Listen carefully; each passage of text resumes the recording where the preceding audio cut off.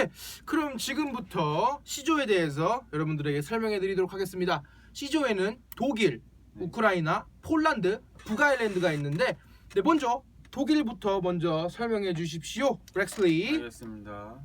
독일의 경우에는 네, 그냥 한마디로 말해서 뭐 유로 역사상 최강 팀입니다. 그렇죠. 유로 역사상 최강 팀. 뭐 유로가 아니더라도 네. 어떤 메이저 대회 나가도 항상 그렇죠. 상타는 쳐주기 때문에 네. 대단한 팀이죠. 근데 진짜 이번 거도 보면 이제 가장 또 최근 그 메이저 대회인 그 2014 브라질 월드컵 우승팀이기도 하고. 그쵸. 그리고 유로 역대 성적만 봐도 지금 뭐 12번째 출전이고요. 게다가 지금 12번째 출전인데 12회 연속 출전입니다. 대단한 업적 아닙니까 지금? 1976년 그 유로인가? 네. 부터 계속 출전한 겁니다. 네. 그리고 준결승에 8회나 진출하고 오. 또 결승에 6회나 진출하고 우승을 3번이나 했던. 근데 우승한 지가 마지막으로 우승한 지가 좀 오래됐습니다. 제가 알기로 1990년도인가? 그때 유로 90년대에 한번 우승했던 걸로 기억해요. 네네네. 마지막 우승이. 유로 우승은 조금 오래됐네요. 그렇게 따지자면은. 네.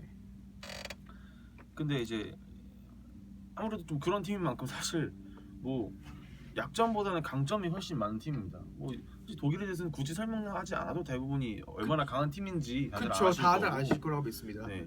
제가 봤을 때 이제 독일의 그럼에도 불구하고 좀 약점을 꼽는다면 네. 아무래도 지금 그 클로제 월드컵 최다골을 가지고 있고 정말 그쵸. 대단한 공격수죠. 클로제도. 네. 어떻게 보면 우리나라에서 사람들이 좀 클로제를 높게 평가하지 않는 사람들이 많기도 한데 네. 클로제 정말 대단한 공격수입니다. 아무튼 그쵸. 그런 대단한 공격수인 클로제가 이제 은퇴한 이후에 그 자리를 딱 이어줄 9번 공격수가 좀 없다는 점. 공공격수의 예. 부재. 아무래도 토마스 밀러는 완전 그런 형태의 그런 느낌의 공격수는 아니기 때문에 그쵸. 이런저런 윙포드 보고 뭐 아무튼 그렇기 때문에 그런 공격수 없다는 점.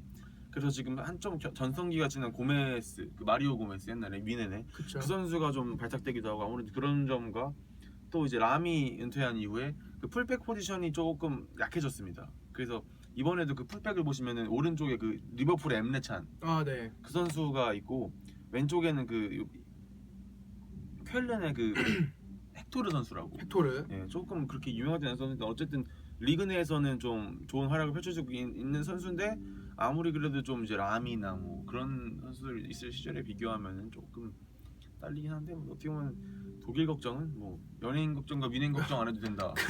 네, 이런 것처럼 이제 독일 걱정도 좀 안 해도 됩니다. 그쵸. 최근에 독일은. 네. 하지만 저도 공감합니다. 람의 공백이 정말 아실 것 같아요. 특히 이제 본선에 올라가서 강팀들을 만났을 때 그렇죠. 람에 대한 부재가 정말 아실 것 같습니다. 네. 여기서 제 또 질문이 있는데 네. 이제 레브 감독이 네. 오래전부터 독일 국대 감독을 맡지 않았습니까? 그렇죠. 2006년도 7월부터 맡았습니다. 거의 10년이 다 네, 됐네요. 이거 딱 10년이 되겠네요. 그러면은 전 또 궁금한 점이 예. 혹시 이제 독일 국대를 맡기 전에 네. 그가 뭐 감독을 맡았던 팀이나 나라가 있었는지 혹시 음. 아시는 점이 있는지 한번 말씀 좀 해주십시오. 일단 레브 감독 같은 경우는 네. 선수 생활은 했습니다. 축구 선수로도 생활을 했던 아. 선수가 감독인데 축구 선수로서는 뭐 거의 그러니까 두각을 드러내지 못했어요. 네. 그러니까 한 번도 독일 국대에 독일 이제 감독인데 한 번도 독일 국대에 소집된 적도 없고 그냥 그런 1부 2부 왔다 갔다 하고 막 좀 그 특이한 점은 그 우리 그 차붐 차붐. 차범 그 선수가 그 프랑크푸르트에 있을 때 그쵸? 그 백업 멤버로 레브 차범근의 백업 백업 멤버로 멤버였다. 있었던 걸로 이제 하는데 그만큼 이제 정보도 많지 않고 레브가 뭐 이제 선수를 뛰었던 때는 레버가 또 뭐 스타 플레이어도 아니었기 때문에 근데 이제 은퇴하고 나서 지도자로 전향한 뒤에 이제 지금 이제 아시다시피 성공한 케이스입니다. 근데 네. 처음에는 그 슈투트가르트 독일 명문 중 하나인데 네. 우승 횟수도 좀 많고 분데스리가 어쨌든 그런 팀을 처음 맡았을 때는 좀 이제 원래 거기 감독이 있었습니다. 네. 근데 그 감독이랑 이제 있다가 그 감독이 약간 뭐 떠난 이후로 그 감독 이름이 잘 기억이 안 나요. 그 감독이 이제 거기 슈투트가르트에 있다가 아마 스위스 대표팀인가로 갔을 거예요. 네. 그래가지고 그 자리를 이어서 이제 슈투트가르트를 처음 맡았는데 좀 잘했어요. 잘해가지고 이제 괜찮은 성적을 냈고 근데 그 다음에 이제 뭐 터키니 뭐 오스트리아니 이런데 팀을 전전했는데 그때는 이제 좀 잘 못해가지고 이런저런 떠나떠나 다니다가 이제 어떻게 보면 우연찮게 그 독일 수석 코치로 들어간 거예요. 아, 수석 코치로. 네, 수석 코치로 먼저 들어갔습니다. 그 2004년부터 2006년까지 수석 코치였어요. 네. 그때 이제 독일 대표팀의 감독이 지금 미국 대표팀 감독을 맡고 있는 위르겐 클린스만 그 감독이 그 당시에 이제 독일 감독이었고 이제 그 감독이 하다가 이제 난 좀 휴식을 해야겠다고 이제 선언하고 네. 그 자리를 그만두니까 이제 수석 코치였던 레브가 독일 대표팀 감독으로 올라간 거죠. 네. 그리고 그때가 이제 2006년 7월인 거고 그때부터 지금까지 쭉 이제 독일 대표팀 감독으로 활동하고 있죠. 네, 그럼 독일의 예상 순위는 독일의 상순위는 역시 뭐 물어보나마나 1등 아니겠습니까? 그쵸? 거의 그리고 이제 1등이고 프랑스와 함께 아무래도 결승에서 맞붙을 것 같은 나라로 저는 독일을 꼽습니다. 아, 독일 예상 순위 초 1위로 올라간다. 본선에 올라가면 결승까지 올라갈 것 같다. 그렇습니다. 네, 그럼 그 다음으로는 우크라이나 네, 셰프첸코의 나라죠. 그렇죠, 그렇죠. 우크라이나에 대해서 말씀 한번 해주시죠, 렉슬리. 우크라이나 같은 경우는 이번이 두 번째 출전인데 네, 2012년도 유로에 나오고 네, 두 번째 출전입니다. 지금 2회 연속 출전이기도 하고 네. 그리고 뭐 사실 뭐 예선 성적은 그렇게 좋지는 않았습니다. 예선 성적은 뭐 6승 1무 3패. 네, 6승 1무 3패. 조에서 3위로 올라왔는데 네. 그렇게 뭐 썩 좋은 건 아닌데 지금 보시면은 그 우크라이나 같은 경우는 그 양 날개, 양 우측과 좌측의 윙어인 그 안드리 야르몰렌코와 네, 그다음에 예브엔 코노플리앙카 이 네. 선수들을 주축으로 하고 있는 팀이고요. 네. 이제 예선에서 보면은 그 하위 팀들한테는 다 승리를 땄는데 그 당시 이제 여기 그 예선 조에서 좀 강팀으로 꼽혔던 스페인하고 네. 슬로바키아 이 두 명한테는 1무 3패를 당했습니다. 그래서 원래 좀 완전히 높은 위치로 올라서려면 강팀까지 다 꺾어야 되거든요. 그쵸. 그러지 못해가지고 3위를 기록했고 플레이오프를 통해가지고 진출을 했습니다. 그랬지만 뭐 최근에는 평가전도 뭐 4연승을 기록했다고 하고 아무래도 좀 유로 준비를 좀 잘했다고 생각을 합니다. 근데 어쨌든간 저는 개인적으로는 독일하고 폴란드한테 조금 전력이 딸린다고 보기 때문에 아무래도 예상 순위는 3위 정도 될 거고 네. 16강 정도까지만 뭐 진출할 수 있지 않을까라고 생각을 합니다. 네.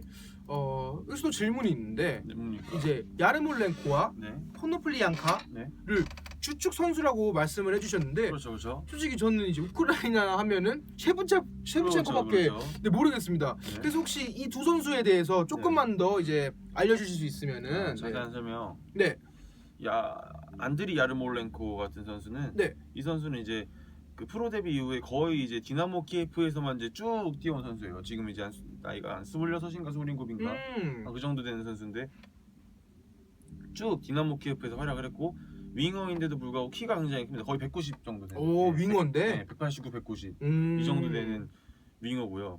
한마디로 말해서 이 선수의 클래스는 뭐 우크라이나 리그 그냥 정상급 윙어. 네, 그 정도고요.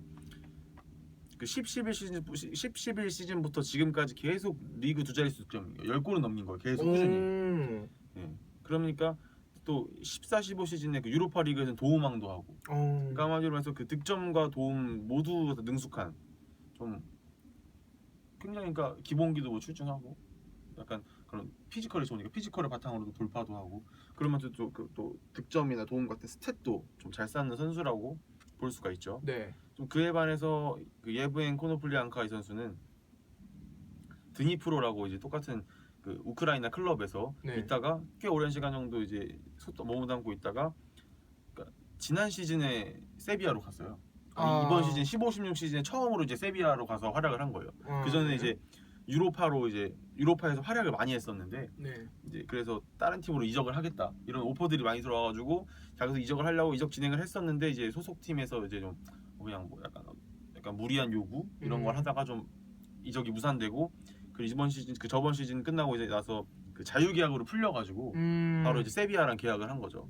그래서 계약하자마자 이번 시즌 또 세비야가 유로파리그 3연패를 하지 않았습니까? 그쵸, 대단하죠. 그 과정에서 많은 기여를 한 선수고 이 선수는 뭐 스탯보다는 아무래도 좀 볼 키핑 능력이나 아니면 뭐 드리블 능력 뭐 이런 걸 보실 때 좀 흔히 말하는 그 인사이드 커팅, 그러니까 안쪽으로 이렇게 치고 들어오는 측면에서 드리블 하다가 이런 약간 크랙 기질이 좀 다분한 선수니까 두 선수의 약간 스타일이 다릅니다. 어떻게 보면 좀 네. 포노플리앙카는 좀 약간 크랙 기질, 약간 아자르 같은 느낌이고 야르모렌코 선수 같은 스탯도 되게 잘 쌓아주고 그러니까 약간 두 명이서 이제 잘 측면을 휘저어주면은 좋은 결과를 우크라이나가 낼 수 있을 것 같습니다. 아무튼 그런 선수들입니다. 네. 우크라이나는 예상 순위 3위, 그렇습니다. 본선에 올라가면 16강까지는 갈 수 있을 것 같다. 네.